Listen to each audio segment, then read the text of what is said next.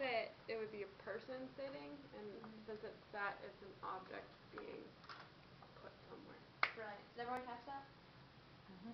Yes, Carolyn. Is that how lay works too? Like if it's an object, do you lay it down or do you lie it down? I think objects you lay down and people lie down. Yep. What if you're objectifying a person though? Oh, you would never do that. Sassy. How would you do it? So someone can try to answer that. Well, if you what if you're like placing another person down, like I don't know, it doesn't respect the person. You're still laying the person. You would say that. And set them down. You're not But sitting, using you're lay, setting like them down. no, but like do you lie a person down or lay them down? Lay. If someone's hurt and they're injured and you put them on the operating table, you lay them down. Wow. Shelby, do you have a question? So in songs when they sing about lying someone down, it should be you lay them down? Is that what you're saying? I think if you could bring the What lyrics, song maybe are you come after talking class about? and we talk about that. Okay, Shelby? Anyone else have a question about that? I don't think I would be comfortable with those lyrics. Okay, so that's why I think we can look at Probably that. need If you want to bring an permission, example before or after class, I'll look at it with you, but we're not going to take class time. Okay? And then number 3, the last one. Brian, can you read that for us? The sun raises in the east. It should be rises. Right. So that's kind of obvious. That just sounds wrong, but these are still things that we might struggle with if we're writing a paper really quickly and we're trying to express our ideas. We just need to be cognizant of what is going on, what meaning we're trying to say. Can you guys come up with any examples of a verb mistake you might make or that you have made? Confession time of verb mistake. Caroline? Lay lie. Yep, it's a tricky one. And that's something where you just, on one hand you just need to say it and see if it sounds right. A lot of times you can figure it out that way, but then just question what the meaning is and look at what the object wants to say. So one thing I have is, or examples, are even just forgetting to put the D on things, such as I was supposed to finish piece 1 for today, but I did not, and you just forget to put the D on. But that totally sounds ridiculous. So we just need to be careful we're using the correct verb forms. Or I used to play soccer, but now I play lacrosse. Just making sure you keep the D on the wrong side. Rosie, did you have something to add? No. What were you saying to Brian? I just said that she went to the dark side, but it was a joke. And it wasn't funny. She plays soccer. Okay. Okay. That's how you knew to have such a good descriptor verb when we did the thing earlier. For the passive and active voice. I mean, they all had good ones too, but Yeah. Okay. I like to think so. Okay. Well, I'm glad you were totally focused in on the lesson and what was going on.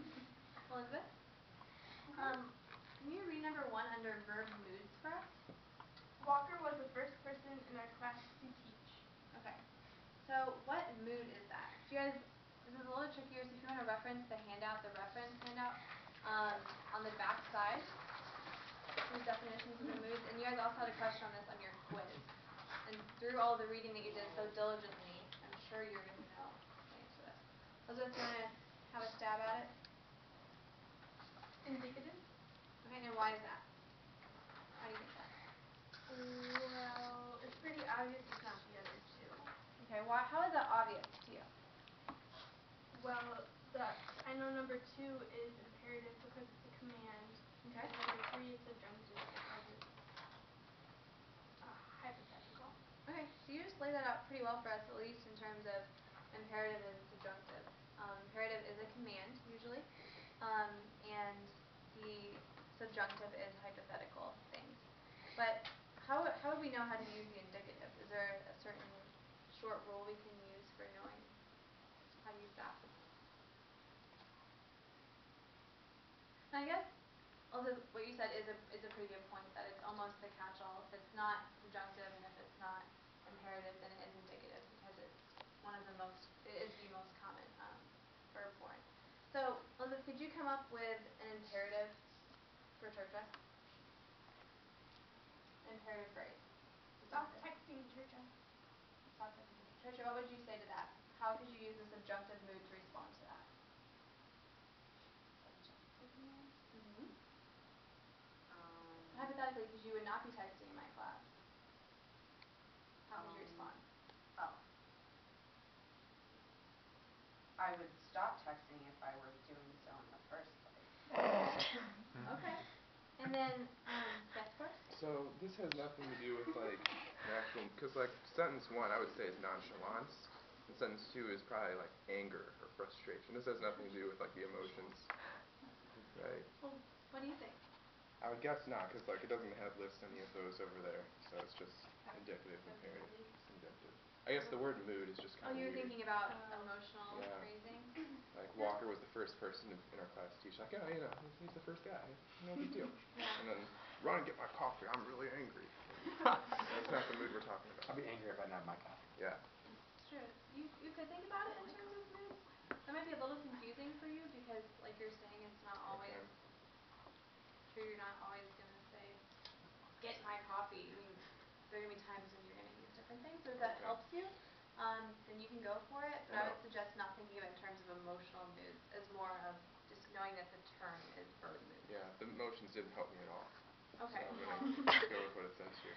Okay. Great. Yes, Rosie. Ms. Fitz, I was just wondering, why do we have to know what they're called? Like, why do, I mean, because I understand that they're different and that they're very distinct, and like Forrest said, they can convey different emotions, but why do you have to know, like, this is indicative? What's the point of knowing that? That's a good question. And you know, personally, I'm not super concerned that you know the term for the verbs, but that you know the idea and you know when to use it. So if it helps you to know, I'm going to use indicative here, imperative here, subjunctive here, then that's great. But I'm more concerned that you're going to know how to apply that and use it in your writing. And that's why I gave you the sheet, and it's a little bit daunting because it has all these terms on it. And you can see on the top, I give a little disclaimer of, you don't need to know all the names for the verbs. This is a helpful tool. And if you're wondering what verb form to use when you're writing, then you can have that.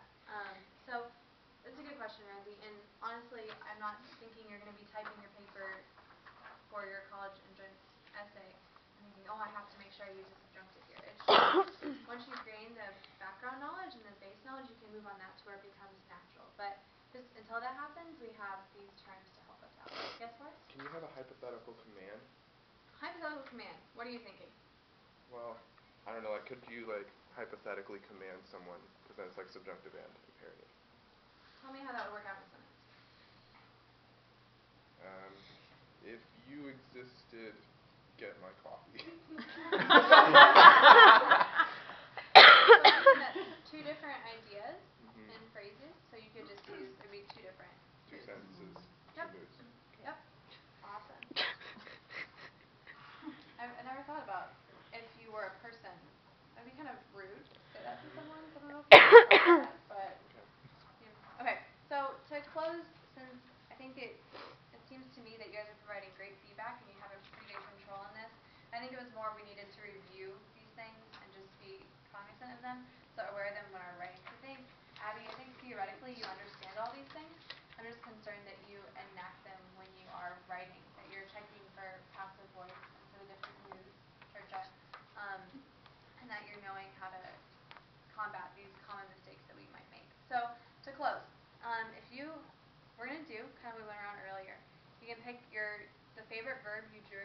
Anna, you're just going to have to pick the brain to come up with one. But can you conjugate it into the present, past, and future tense? And since we started with Rosie earlier, let's start with Trisha. And you can just say it. You don't have to write it down. Could you say that again? What were they? Okay, so whatever your favorite verb was, or you can change it if suddenly that changed for you. You can conjugate it into the present, past, and future tense.